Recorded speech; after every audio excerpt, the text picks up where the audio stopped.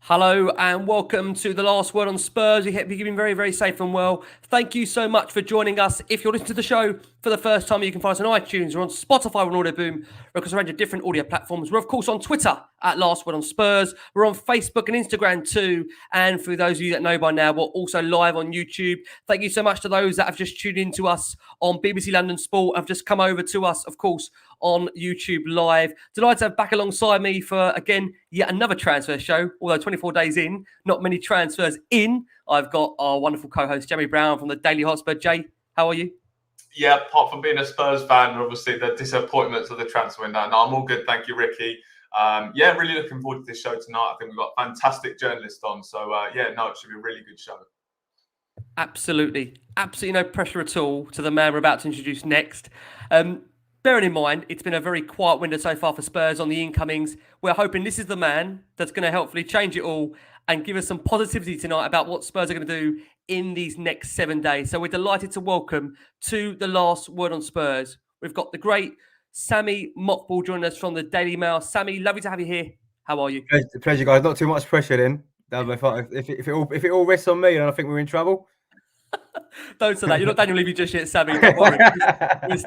We're still early days, and I mean, listen. Let's be honest about it. It has been a real frustration so far. Of course, I have to say, Sami, you're the chief football reporter at the Daily Mail. It's fair to say you've broken quite a number of different Spurs stories over the course of the last 6 months to a year, probably beyond that as well. So it's a real pleasure to have you on the last word on Spurs.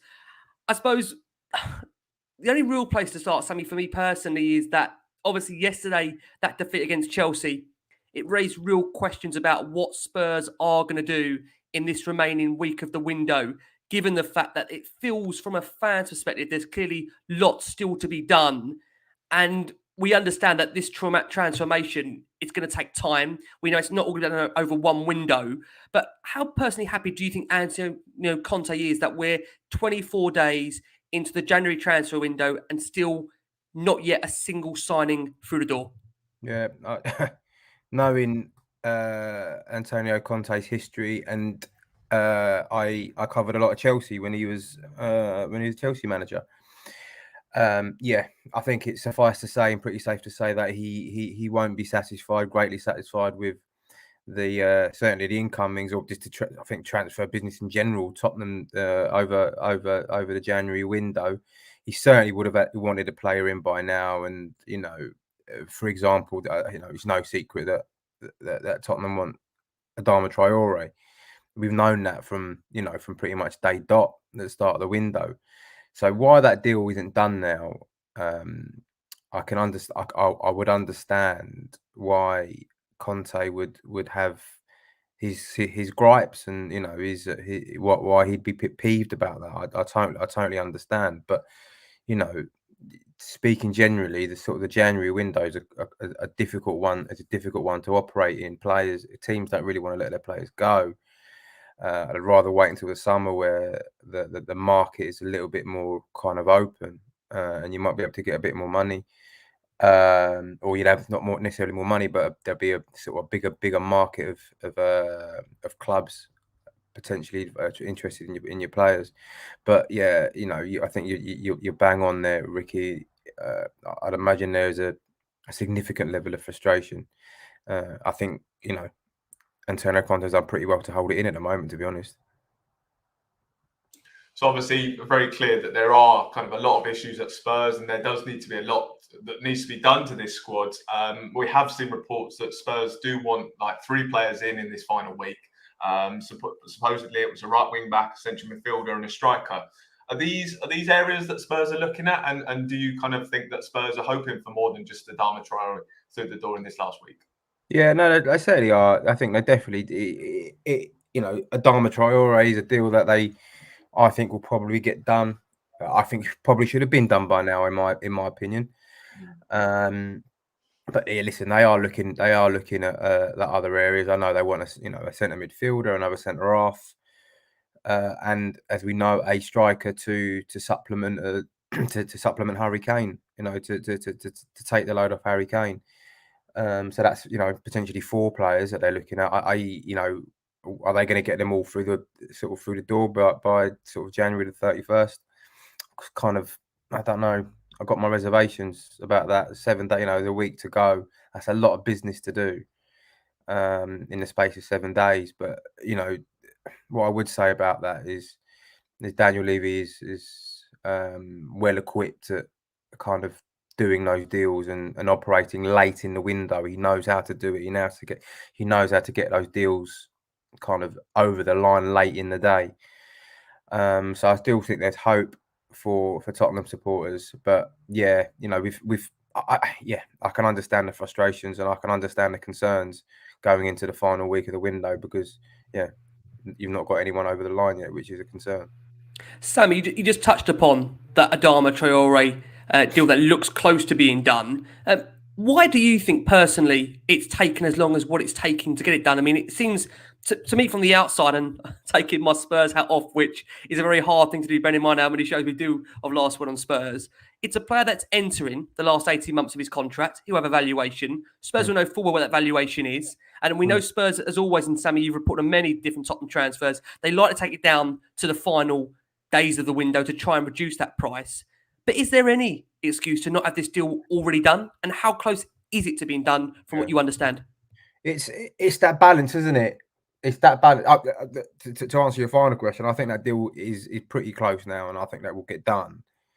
But generally speaking, about the balance between getting a deal done early or getting a deal done at the right price, it's a difficult one to kind of balance, because if you're a coach, of course you want the player in on the 1st of January because you want as much time as you can to work with the footballer. But if you're the chairman, or if you're the chief exec, you're the CEO, you are kind of looking things, and a lot of supporters will disagree with this outlook, but you're looking at things from a kind of different perspective. Yeah, you are either football club and you do want to win, but you've also kind of got to have your financial hat on when you're a CEO of a football club, and getting the best deal possible for your club to pay as less money as possible for a player that you want, is obviously a priority for them. So going back to the question, I think Traore will get done. Why it hasn't gotten done, I think, is down to that. It's down to Tottenham trying to get the best deal possible. Look, they've looked at trying to include Matt Doherty as part of to go back to Wolves as a make weight in that deal. I don't think Wolves have been particularly receptive to that. So Tottenham have certainly looked at ways at trying to get the best deal possible for the club, but for whatever reason, it's they've not been able to clinch that deal, and it's dragging on now into the final week of the window. Can I ask one final thing, if you don't mind, Sammy, just on Adama, because again, this is the transfer everyone is expecting the main one to be coming into play. And from your understanding, will that be a straight permanent fee? There was talk early on in the window it might be a loan with an obligation to buy. From what you understand, will it be a straight permanent transfer to Tottenham? My understanding, I think they have looked at that. I think there's been kind of investment issues at the club. I think the club were expecting an injection of cash, which just for whatever reason hasn't materialised, or not materialised the way they would have hoped. So I think they've had to try to be quite inventive, maybe, with how they get these deals done and how they get the deals over the line. I think the loan with an option is something that they've looked at, but I'd be surprised if Wolves would go for that and look at that. I would expect the deal to be a straight permanent deal this month for sure. So just on a potential outgoing, of course, yesterday we saw Giovanni Lo Celso and Dele Alli both drop from the matchday squad against Chelsea. Of course, Giovanni Lo Celso is a player that has really kind of struggled at Spurs, and I think a lot of Spurs fans would be happy to see move on. There was reports today, actually, that he was kind of being used as part of maybe a swap deal, and Spurs were looking into that. There was also reports of potential interest from Sevilla. So kind of what's your understanding of what might happen for Gio in these final weeks or so? I checked this last night, actually, so obviously it was quite a big story yesterday ahead of the game. I think he was, I think we all knew that it had broken, that Dele Alli was going to be out, but in many ways, I didn't think the Dele Alli thing was necessarily a surprise. We've been there before with Dele. He's been left out of many squads, and while it's obviously a headline kind of grabber that he's not in the squad, I thought the big story yesterday was certainly Celso's admission from the travelling party. So yeah, I sort of kind of made a check last night, and my understanding is that he is available. He is available, or at the very least, Antonio Conte has told the hierarchy that he's one that he'd be happy to consider letting go to get some money in. Again, I can't remember how much he came for, but he came with a relatively big reputation and a big transfer fee. So again, that will be. I think that will be another one that could go quite late in the window as Tottenham try to sort of recoup as much money as they can back from that deal. What kind of deal do you kind of suspect it might be? Will it be a permanent deal, or maybe a loan deal, or a swap deal? I think a permanent deal now for a player like that might be difficult to do because I think they will have to kind of generate some interest and generate a market for him between now, and that's not a lot. There's not a lot of time to go. So I think that they will try and canvass interest, and I suspect it will probably be if they can get him out, it will probably be a loan, potentially. I mean, maybe with an option in the summer, but certainly my betting would be that he goes on loan. I mean, can I just ask you on the Celso, just because again, it's a player that when he's been available and fit, which on this one, it's been on the rarity for Spurs, especially under Antonio Conte, he's more than on normal occasions been in that squad. So it's just interesting to know what has changed over the course of the last week or so that's now seen Conte deem the player to be surplus to requirements. Do you know the reason behind that? I can't say I do. There were a number of kind of rumours flying around last night that I tried to check out, and they just weren't. Yeah, they weren't. From what I was told, they weren't correct. That etc. Maybe he's not. There's been some sort of issue at the training ground, etc., etc. I don't understand that to be true. It seems from the outside looking in that it's purely like a footballing decision and a kind of a tactical decision from Conte on the day. But the fact that it is now emerged that he is available kind of suggests that Conte is effectively almost washed his hands of the player, and he's no longer part of his plans. So he's let the club know, he's let the people above him know, and I suppose it's now down to them to try and generate the interest and try and get him out the door for as much money as they possibly can. So another player that's obviously been linked with a move away from Spurs this month is Ndombele. Obviously another really disappointing signing for Spurs. Of course, there has been a bit of talk of maybe a potential move to Paris Saint-Germain. Of course, this deal looks like it will be a very difficult one to get done. Of course, you look at the size of his wages, that does look like that will make it very difficult. But where do you see Ndombele ending up this month? And do you think Spurs will actually be able to get him out the door? Or do you think that's going to be a difficult one to get done? I think that the PSG link is genuine. As I understand it, they are. I think Pochettino would like to take him to Paris. I think Ndombele would obviously jump at the chance to play for Paris Saint-Germain and to be reunited with Pochettino. But the wages are going to be an issue. Tottenham are going to kind of want a lot of those, if not all of those wages, taken up by PSG.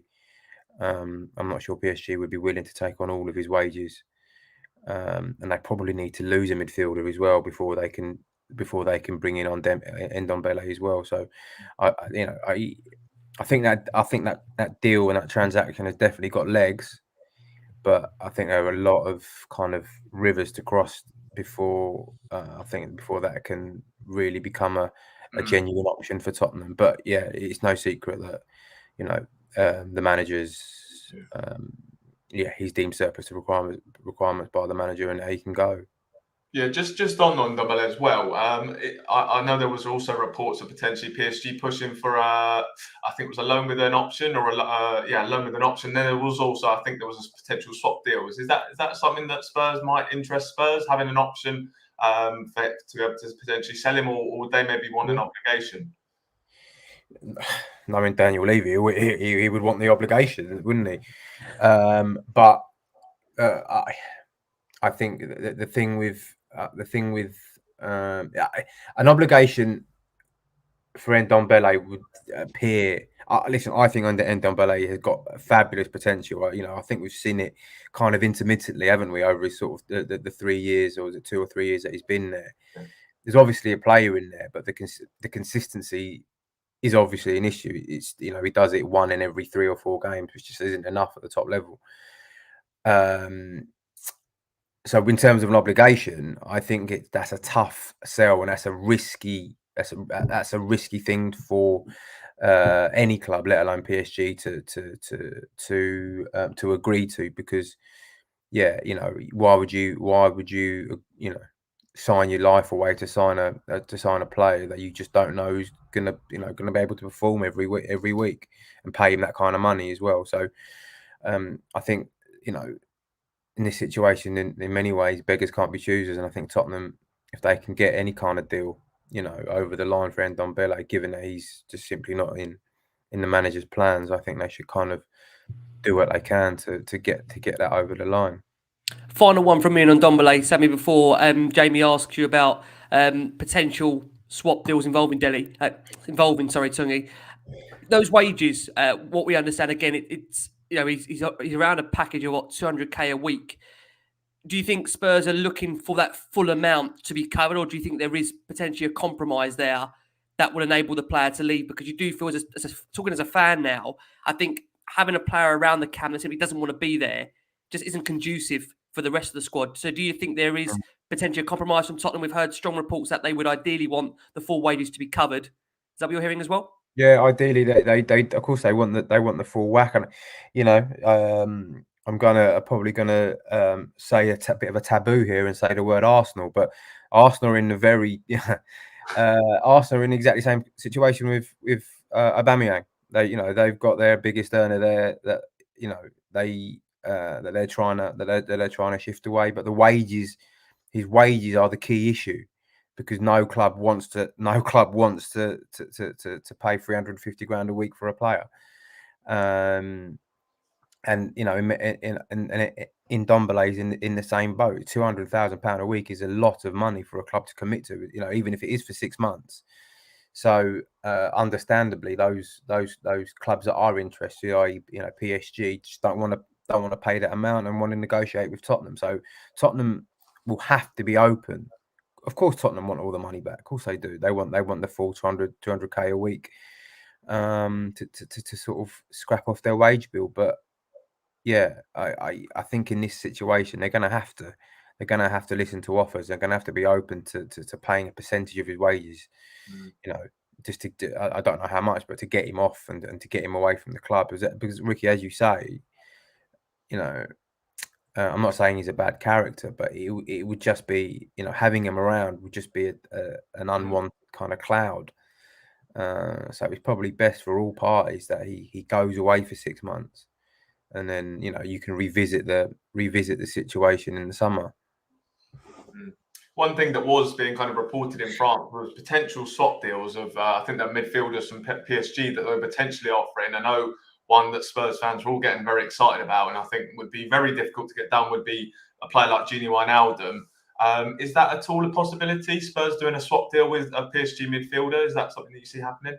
Swap deals sort of historically are very, very hard to agree between clubs, because you both have different valuations of players, and to come to a compromise in terms of your valuations is like virtually impossible. It's hard. So as much as I think Wijnaldum would be, he's a fantastic player, and I think he would boost any squad in the Premier League. If I'm honest, I think he's a fabulous footballer. A swap deal would would be difficult, I think, to get over the line, particularly now when, famously, I can't remember what year it was, and I always remember this.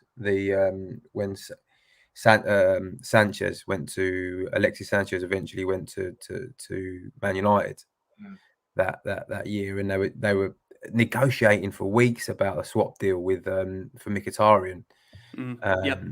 Yeah, do you remember? And it just took ages. It just took ages for them to agree. I remember it, and swap deals are just so hard to get over the line, and with just a week to go, I think that would be a tough one. Just before Jamie comes back in there, we've also seen links to, I think, Julian Draxler. These last week, Paredes also a name being mentioned. I mean, as you said there, Sammy, with swap deals being difficult to do, it does feel like it's almost going to be if Spurs can get those wages covered, as you've said, for Ndombele, if he's going to move or not, because, the swap deal seems very unlikely at this stage, right? Yeah, I agree. I think, I never say never in the transfer windows, but historically, the kind of swap deals are they're just difficult to get over the line. The Paredes deal, I think Paredes is a good player, and I can certainly see why Tottenham would be interested in that. But it would take I think it would take a lot of negotiation, and I think it would take both clubs to maybe compromise when probably don't really want to. So I think it's a tough one. Another player that potentially could kind of leave Tottenham this month is Dele Alli, of course, and another player that was left out the matchday squad yesterday against Chelsea. Of course, he has been linked with a potential move to Newcastle. I think Everton have also been linked. I think with the Newcastle one, that probably seems like a more legitimate link. Of course, they do look like they're after that type of player. They're obviously after Lingard. Is that a possibility? Dele Alli moving out? Is that player Spurs want to move on? And is there kind of interest? Is there an interest from clubs in bringing Dele Alli in? Yeah, no, they definitely want to. They definitely want to let Dele Alli go. They're open to offers for Dele Alli. That is 100% certain about that from various sources, and from in and out of the club. So that is a given. The Newcastle link, I think, is certainly correct, and I think that is definitely one that Newcastle are monitoring. The Everton one, I'm not. I think they do have an interest, but I'm not sure at what level they're interested, particularly given that they don't actually have a manager at the moment. It's a hard one, but I'm not sure that one has the legs, but I'm pretty sure the Newcastle one does. So I wouldn't be surprised. I wouldn't be surprised to see Dele Alli out the door before sort of before the deadline, before the window shuts. In terms of what sort of deal, I think they're open to loans. I think they're open to everything with Dele Alli. I just think they've got to a point now where they recognise that he needs a fresh start. They probably need to cut their losses with Dele Alli, and they can all kind of refresh and go again. He's had a difficult run for the past 2 or 3 years. I think he's quite gelled with the managers. Obviously, Pochettino was almost, like a father to him. He looks up to him, and he got the best out of Dele Alli. But look at Jose, and we know how that relationship went. I don't think it was much better with Nuno. He looked like there might be a little bit of spark there at the start. With Conte, but that's fizzled out pretty quickly. He can definitely go, and they listen. And that's on a perm as well, Sam, as a loan. Yeah. They I think they would take. I think they would take anything.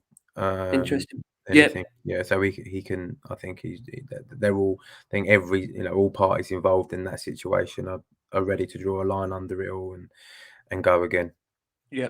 Right, guys, for the people in the comments that are asking about signings, we're going to discuss potentially, don't get too excited because you know what's happening. We're going to discuss potentially some incomings, if that's a possibility. And we've seen one player that's been heavily linked with over the last 24 hours or so, Sam, that's Weston McKennie, who we understand Fabio Paratici is a massive fan of. There's already been, from what we understand, reports of tentative talks between Fabio Paratici and McKennie's representatives. Although a move this window would be difficult as things stand, what do you think? Is that becoming more of a viable option as the window ticks down day by day, hour by hour, minute by minute? I think so. I think maybe the summer would be more likely for that one, but I think they're certainly getting their ducks in a row for the summer to get McKennie in through the door. The appointment of Paratici in the summer obviously opens the door, the Serie A door, widely open to Tottenham, and his knowledge of that market, his contacts in that market should prove sort of vastly kind of valuable, really valuable to Tottenham. His knowledge of that market, and I'm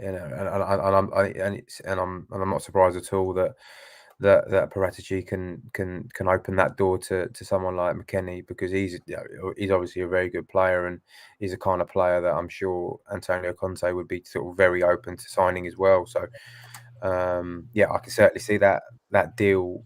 I think there's certainly legs in that deal. It's just whether that would be one that they target now or one that they target for the summer. I think it's probably more likely for the summer. Can I ask you, Sam, before Jamie comes in, we've seen obviously a lot of speculation around the fact that Spurs are really totally dependent on the likes of Celso, Dele Alli, Tanguy Ndombele to be moved on in order to bring in the likes of a Weston McKennie and a couple of the other players we're going to ask you about. Is that your understanding that Spurs' incomings in terms of midfielders, bar the Traore move, is going to be heavily funded by those players going out the door? Yeah, I don't know if heavily funded is would be the right, but it will certainly have an impact, and it will certainly have a bearing. Yes, I think there is an acknowledgement that they need to get players out the door. Listen, COVID has hit every single club in the world pretty hard, and I think most clubs, and certainly Tottenham, are still finding sort of just feeling their way back in, as it were, and trying to make. Trying to get back on an even keel, trying to get back to where to get back to where they were pre-COVID. So yeah, listen, look, money isn't there isn't a sort of an endless pot of cash of money, that's for sure. And I certainly think outgoings would certainly help supplement what Conte's got. But then equally, I don't think I think, for example, the Traore deal. I know we keep harking back onto it, but that can get done. I think that can get done without letting anyone go. But for sure, listen, the club, I think even the manager would acknowledge that they need to get players out the door. One, just to have a bit of a refresh, and two, to bolster the coffers. And as long as Conte can use the money that's incoming from those outgoings to strengthen the squad, I think he's fully open to letting players go. So another Serie A midfielder that we have been linked with is Franck Kessie at AC Milan. There were reports from Italy last night that we'd reportedly agreed a deal with AC Milan for the midfielder. How, of course, he's free in the summer, and he kind of wanted to wait till then to decide where he goes. Is there any chance of Franck Kessie coming to Spurs this month, or is that something where he's going to wait until the summer, where he's going to have more options to move? Is there any chance now of that? Yeah, I think that's when you're in a player in that kind of contractual situation, I think it doesn't make sense to kind of jump ship in January when your options are limited. It kind of, unless there's an option that you're absolutely desperate to take. I think it makes more sense for Kessie to just to hold on until the summer, where he'll undoubtedly have probably more options than he's got at the moment, and he can actually take stock and have time to think about what he wants to do, what country he wants to go to, whether he wants to stay in Italy, whether he wants to come to England, wherever. Tottenham are certainly interested. They definitely are, but yeah, it kind of remains to be seen whether they can get that deal over the line, particularly if he does have the options that we suspect he will have. Sammy, we're halfway through the interrogation. so far. We are going to go for our first break of the show for our listeners that are on audio. For our watching audience on YouTube, we've got nearly over 500 of you watching us live. Thank you so much for your incredible support on a transfer window. We're 24 days in. There's not a single sign-in, and we are hanging on Sammy's every word. No pressure at all. I say we've got the brilliant Sami Mokbel with us from the Daily Mail. Sammy, let's kick off the second part of the show. Again, last night, this link went down, I would say, like a lead balloon. Jamie probably knows what's coming, but we were linked with a bit more of a potentially cheaper and more available option to Spurs in this window in the form of 25-year-old Fiorentina midfielder Sofian Amrabat. Now, I've got to be honest and say to you, I didn't actually hear or know who that player was before last night. Apparently, he's represented by the same agency as Gareth Bale, Ben Davies, Joe Rodon, which maybe makes this move potentially more of an option for Tottenham. Is he a name you've heard Spurs might be interested in before the deadline? It's not. I saw the name mentioned last night. It's not one that I've come across since like today. It's not one that's kind of come across my phone. If he is attached, I don't know what his representation status is, but if he is attached to Stella, then yeah, listen, Stella have got very close links with Tottenham, and I'm sure that would certainly help facilitate a deal. But whether on this one, I'll have to hold my hands up, and it's not one that I'm aware of that's close, or one that they're even looking at actually. I can tell you, Sammy, there's celebrations, wild celebrations with you saying that. Watch us announce this one now at 23:59 on January the 31st. Yeah. So another player that we were linked with as well was Jesse Lingard. Of course, he is out of contract in the summer. There was potential talk of a move this month. I think that obviously seems very unlikely. But is that a player that Spurs are looking at, Jesse Lingard, maybe to bring in as a free transfer, or potentially even this month, which seems unlikely, maybe? Yeah, I think this month is very unlikely. I don't see Jesse Lingard signing for any club this month. I think he'll go on a free where he will get weighed in kind of lucratively with wages and signing on fees and bonuses, etc., that are all attached to Bosman transfer. So I think this month that's probably a non-starter. For sure, I know that Tottenham have had an interest in Jesse Lingard in the past, dating back to I think Mourinho's first summer in charge. I think they looked at that as a possible then.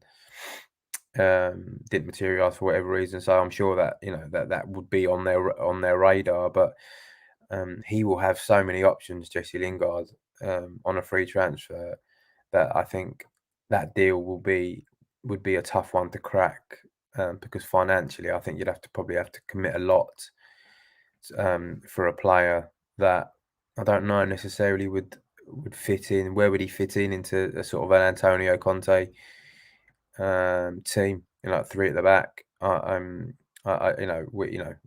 Not a centre forward. He's not necessarily a winger. Like if Kane stays and Son stays next season, which I'm not saying that's going to happen, but just for example, if they did, there's probably only one slot that you could play him in.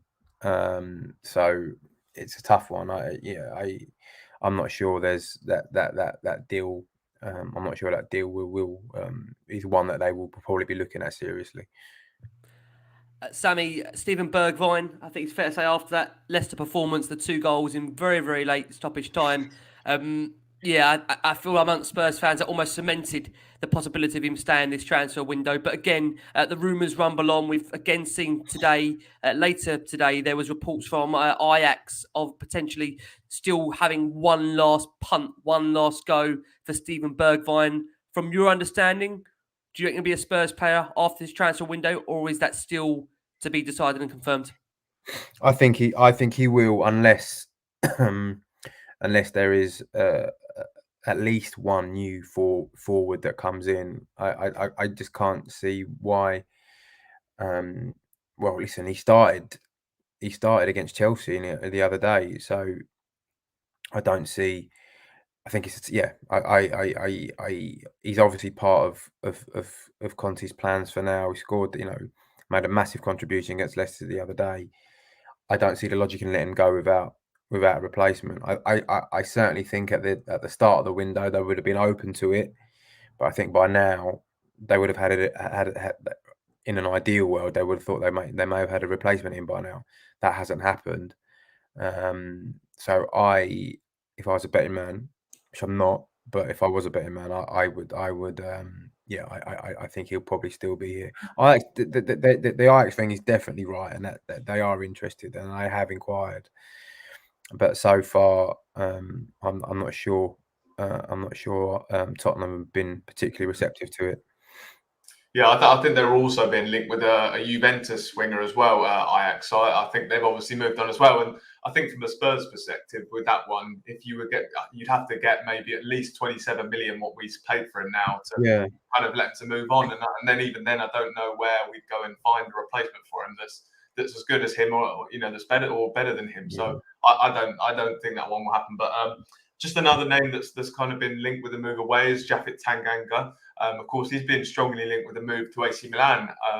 Now, of course, I know his agent. His agent is Italian, and that's kind of where that link has maybe come from. But is there any legs in potentially Japhet Tanganga going to AC Milan, and kind of what deal would it be? I know there's been a bit of talk about a loan deal with an option to buy. Is that a move that might happen this month? Weirdly, I it's strange, but he's played regularly, hasn't he? Under Conte, Certainly has. Yep. Yeah, over the past few weeks.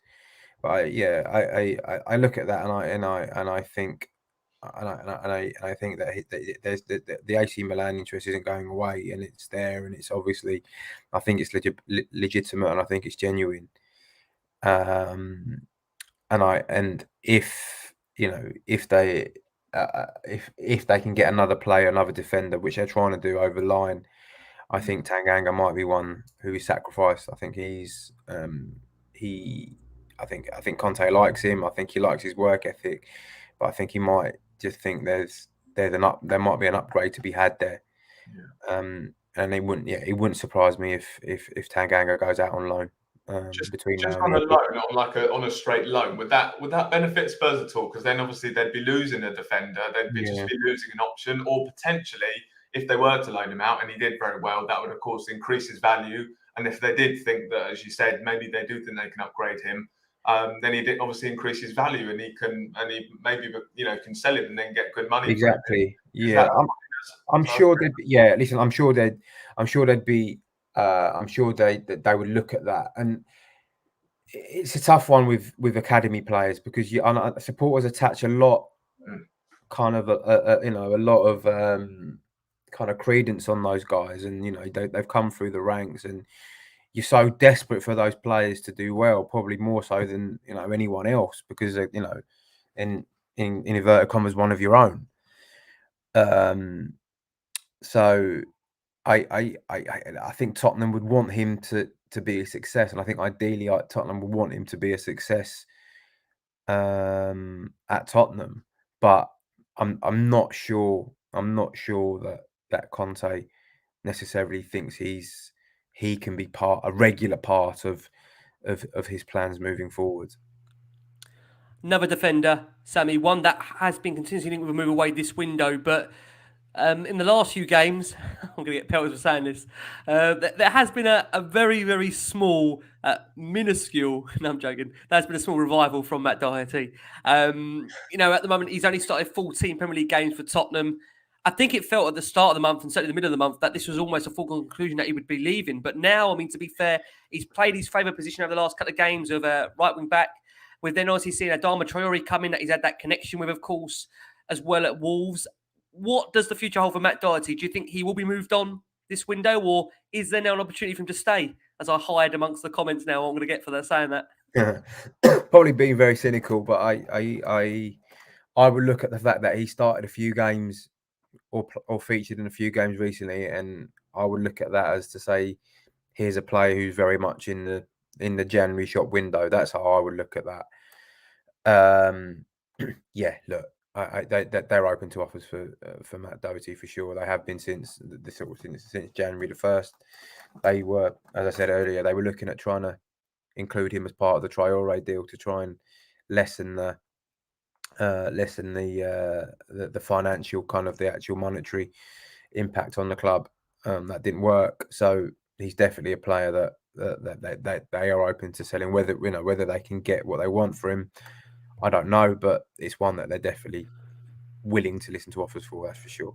Yeah, you mentioned earlier, just for anyone that's tuning in now, you said, Sammy, that Spurs tried to offer Doherty as part of maybe a make weight for the deal for Adama Traore. Apart from the Wolves link, has there been, from what you understand, has there been anybody else that has expressed an interest in Doherty so far?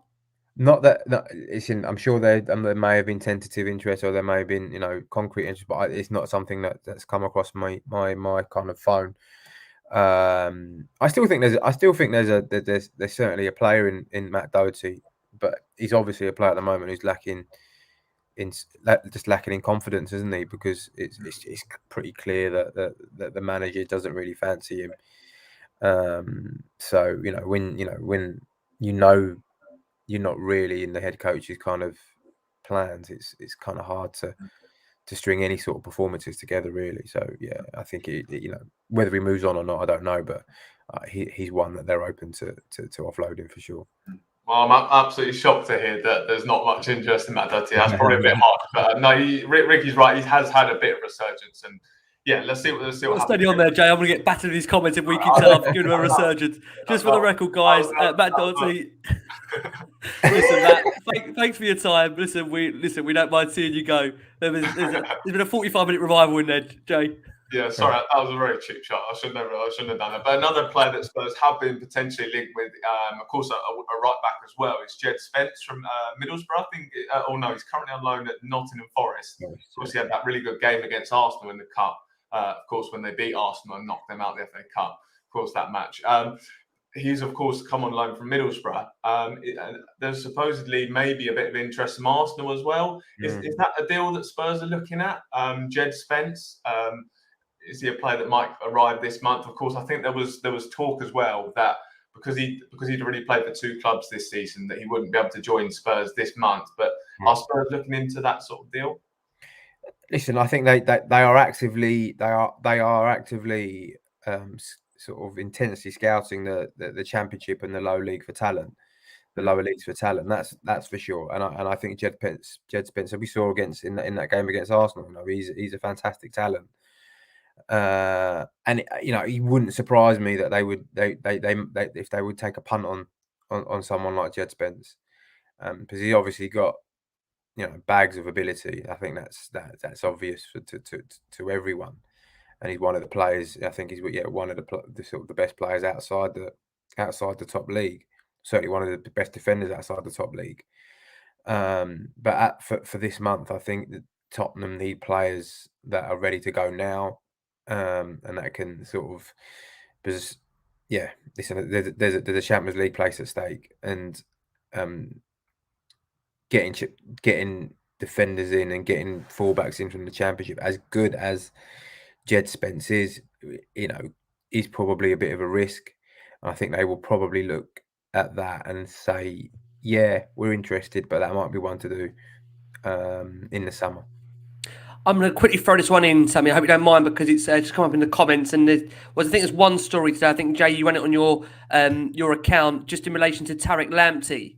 Potentially, Spurs may hold an interest in that player. We know United have been sniffing around him too. From what you understand, Tariq Lamptey, is there any opportunity, maybe I would assume more for the summer than January? Anything you heard about Spurs and interest in the player?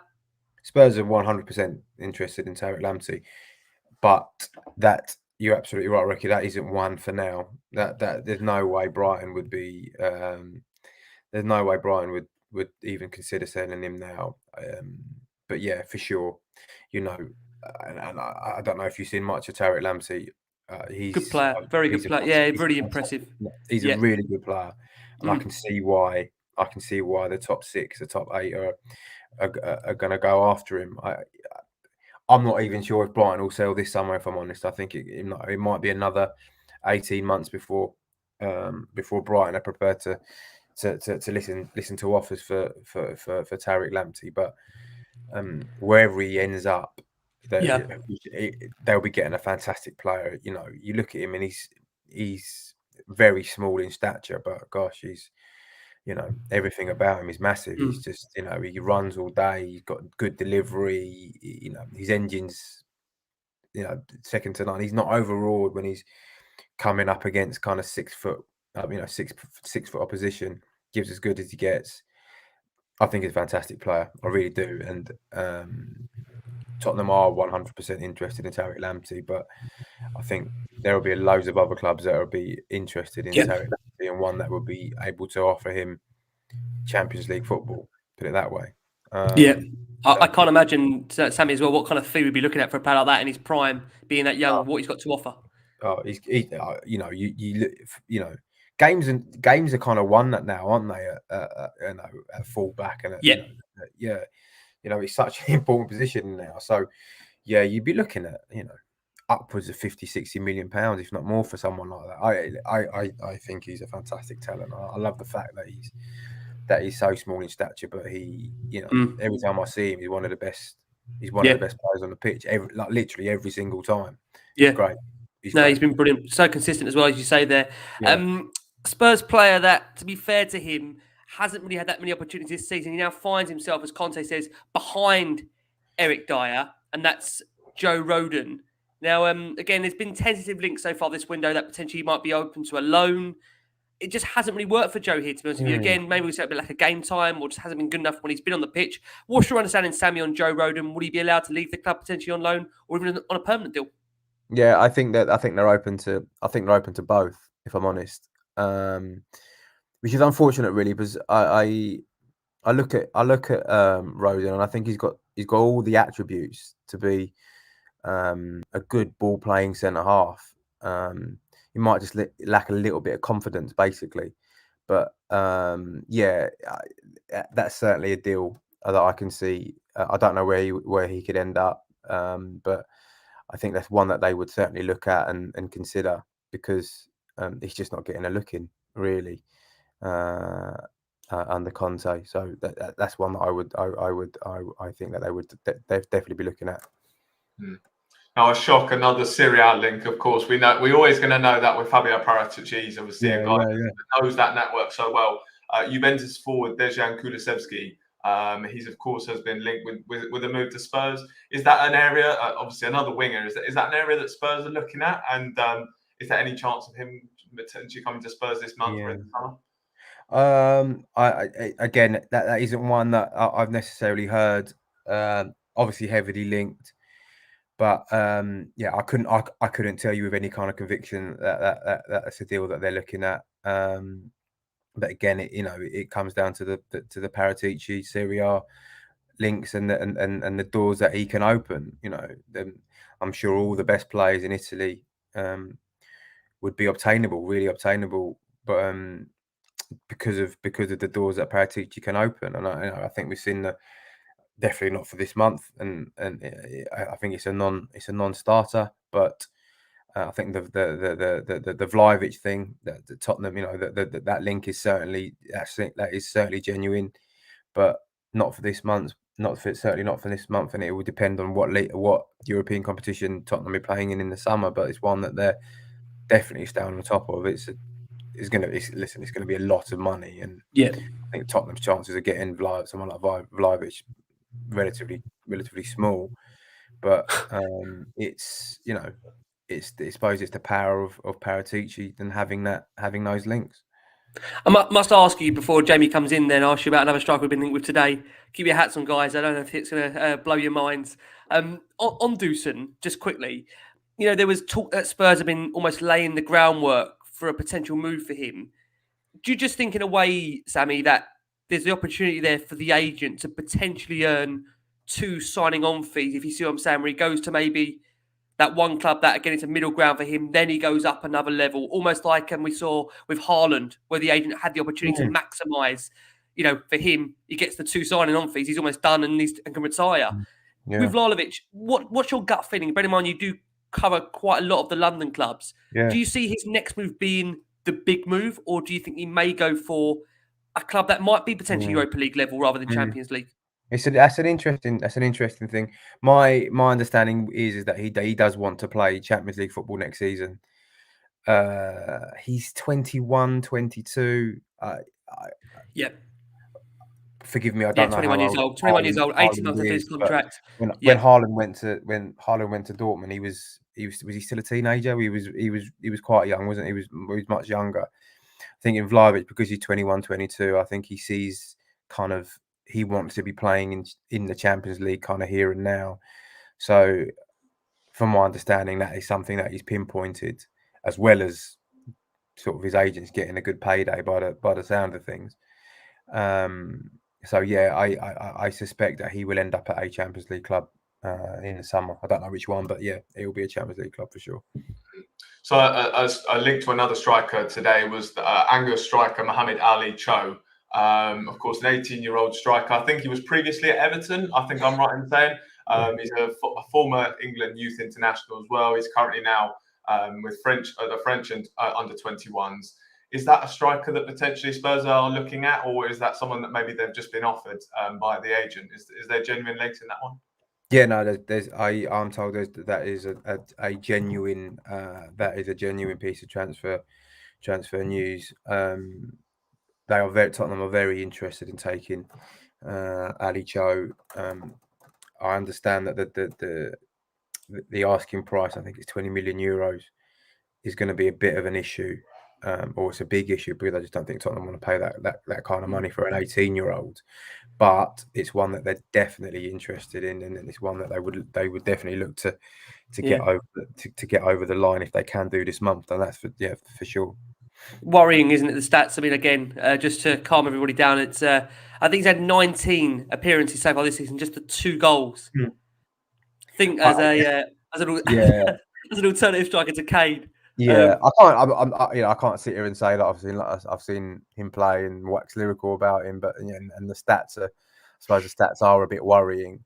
But I think he's 18, isn't he? I think he's 18 or 19. So I suppose in that situation, you kind of, I don't know, have to trust the recruitment team and the scouts to kind of know what they're talking about, and know that they've spotted a player, and you just hope that they know a player when they see one, basically. But for a relatively untested 18-year-old to cost 20 million euros, there must be something about him. There has to be. I hope he's banging him in training as well. I really hope he's smashing him in training if for that kind of money. Jesus. Yeah, there's MS in the comments. I think you can see that I'm getting very excited about asking all these different links. One player that we have been linked with, and I think MS has also said that's been my phrase. But anyway, Jonathan David, of course, the Lille striker. He joined Lille, I think, in 2020. He's played a big part in them when they won the league title, I think, the last season. Is that a player that potentially Spurs are looking at? And just on strikers, is that an area where Spurs will really look to try and strengthen this month or in the summer? Because obviously, there's just Harry Kane at the moment. So it feels like we need another one. It's a tough one. Jonathan David is one that actually interests in Arsenal as well. So it's another player that both sort of North London clubs are vying for. Listen, the striker. I look at the striker situation at Tottenham, and I just think they're in a bit of a catch-22. I think do they know what Harry Kane's going to want to do in the summer? Is the first question. I'm not sure they do. But I think he's probably playing his cards very close to his chest. And that kind of leaves them in a difficult situation, because do you go and sign a new number 9, a number 1, a first choice striker, or are you going to sign someone who is effectively not going to play? Yeah. And over the past 4 or 5 seasons, 6 seasons, that's a problem. Been a problem for Tottenham. They've not been able to find that kind of player who's happy just to sit there and just say, yeah, okay, I'm a number 2 behind Kane. And it's it's a tough one. So I kind of feel for Tottenham in that sense, because how do they approach that situation when they just don't know whether Kane is going to be staying or not? It is a tricky decision, isn't it? But you just feel with Tottenham, again, we've said before, you look at other clubs that we've seen, Chelsea, Arsenal, Liverpool, United, they have more than just the one forward that have got the ability to score goals. And I know, again, I'm reminding myself, I know Spurs, we have to know our level. But for a club that do have ambition, they've got Antonio Conte, just want to see them act upon that. And again, Sammy, listen, I can't knock anything you're saying there. Again, to bring it back down to yet another barometer, because again, I don't really know this guy that well. I'm hoping you don't either, and I'm hoping you're going to say there's not much in this. We're apparently mulling over a move for Benjamin Sesko, who's the Red Bull Salzburg striker. Anything in that at all, as far as you're aware? No, I'm got to confess, there's not one that's not one that's across. Thank you. Sort of my agenda, or not to say, yeah. Listen, that's not to say it's not correct, but that's not one that's that I've heard that is, yeah, something that they're looking actively at the moment. Put it that way. Yeah, good. Hopefully it stays that way as well. Because well, I mean, that's maybe another chip job. But anyway, another striker that Spurs have potentially been linked with. I've said that catchphrase again. Is Paulo Dybala. He's of course a free agent in the summer. Of course, we have in the past been linked with Dybala and very strongly went in for him. Is he a player that Spurs are still interested in? Is that someone that Paratici might look to get him as a free agent in the summer? Oh, unquestionably, that is he's definitely a player that they that actually agreed a fee with Juve in the summer. It was my understanding. So whether Dybala was actually up for coming is a completely other question. But I think that there was a deal in place for that. For if he was up for coming, then I think there was definitely a deal in place for that to happen. So that interest will stand. They would, if the player is willing to come, then Tottenham will certainly be in the queue of clubs trying to take him. But when you're looking at someone like Dybala, who's got the profile, scored, is obviously a fantastic player, scored lots of goals in Italy.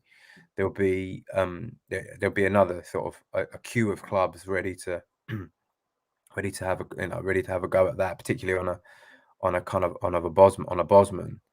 There'll be loads of clubs vying for his signature. So that'll be, again, that might be another difficult one to get over the line. But there's only so many clubs that these players can join, and Tottenham, and I know a lot of Tottenham supporters got a sort of downer on their own clubs, etc. over the years, after years of disappointment. But I still think there is and certainly with Antonio Conte in charge, I still think there is an attraction to coming to one, to Tottenham, two, to play under Conte, three, living the stadium's obviously fantastic. Yeah, and I still can't sort of underestimate the pull for certainly foreign players coming to live in London. And once players, hundreds of players, once they come and live and experience London life, they very rarely leave. They're so reluctant to leave London. Once they hear, they buy houses here. They set roots.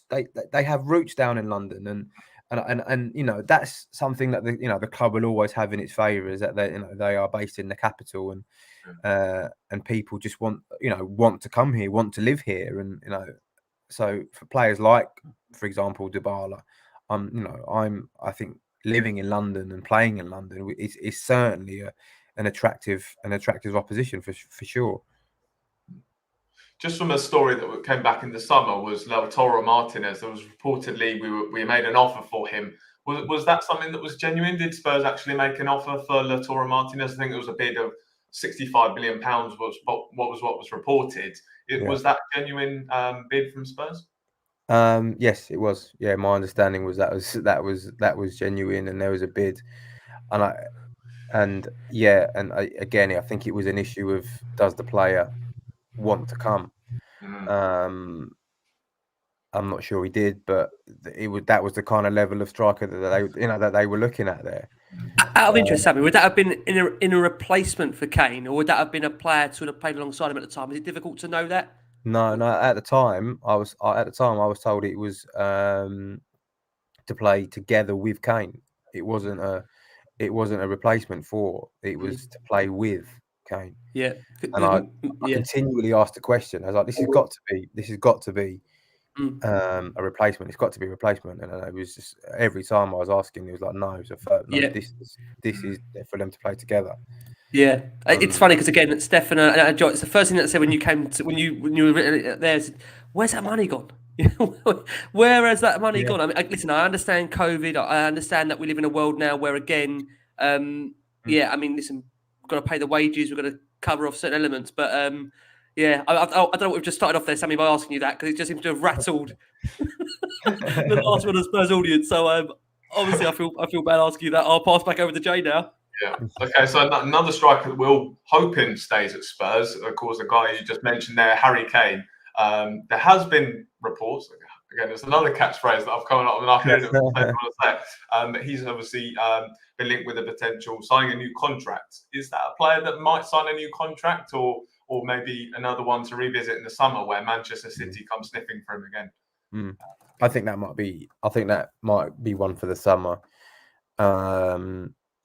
I've heard the rumours as well, and I've heard the kind of the talk that he may be in talks with the club. It's not something that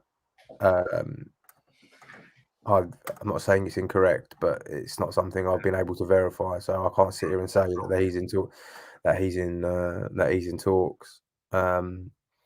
I'd be very surprised. I'd be surprised knowing how keen he was to leave the club in the summer.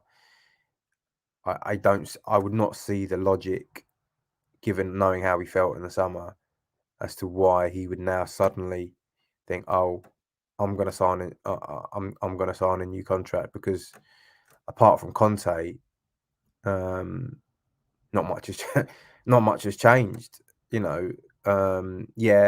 If they qualified for the Champions League, that will certainly help, unquestionably. And going to play in the Champions League is where I think we can all agree Kane belongs in that tournament. That's where he should be playing year in, year out, unquestionably.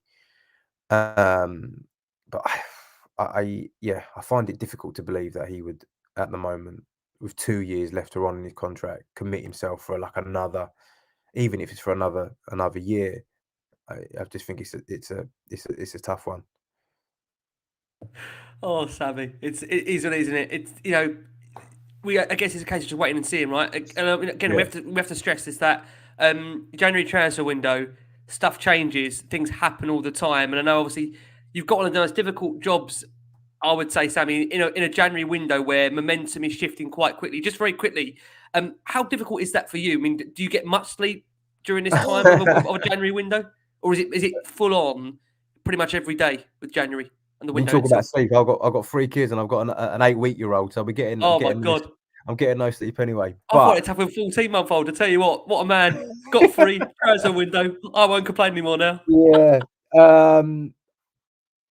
Listen, you're absolutely right, and never say never in the January window, in any transfer window, things change, and you hear things that you get rumours that come over on your phone, and you're like, there's absolutely no chance that's going to happen. That's got to be rubbish. And then 2 days later, next day, the guy's on the TV holding up the shirt, and you're like, I wish I'd have written it, because it's hard to, and we the journalists, we've all got our own contacts, and we can only know what we know. We don't know everything. We can't know everything, and you can only write what you kind of 100% sure of. So yeah, it's a tough. It's not a tough period, because you try and stay on top of things as much as you can, but it moves so quickly. And the good thing with one of the good things about social media and on kind of having your own website is that you can update what you might get a bit of stick, and you might get the odd idiot on social media just calls you a liar, etc. Yeah. I can guarantee you there isn't a journalist out there who goes and just makes things up. No, yeah, they're told it in good faith, and it might end up being wrong, and it may not come to fruition, but or at least you would hope, but that 99% of the journalists will make their checks, and they will do what they can to verify their information, and sometimes it comes off, sometimes it don't. Yeah. All right, Sammy, listen, we're going to ask you one final question before you go. This isn't the stitch-up question, don't worry. This isn't the one where what you've just said there about, the line and the whatever. There's nothing to do with that at all whatsoever. In your heart of hearts, from what you've covered the club and from what you've seen over the course of the last 24 days, how many players do you believe Spurs will sign incomings before the end of this January window? I think they will get. I think they will get 2 players over the line. I think they'll get Traore over the line, and I suspect they are trying to get the Angers striker over the line.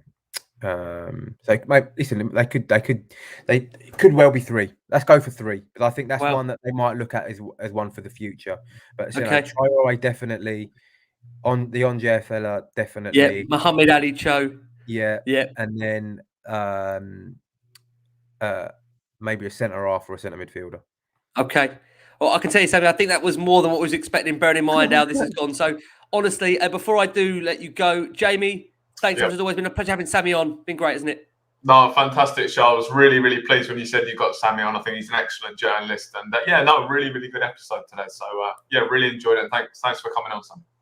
Yeah, listen, Sammy, lots of love for you in the comments. Of course, we'll get you back on the summer if you don't mind, and we haven't driven you mad too much.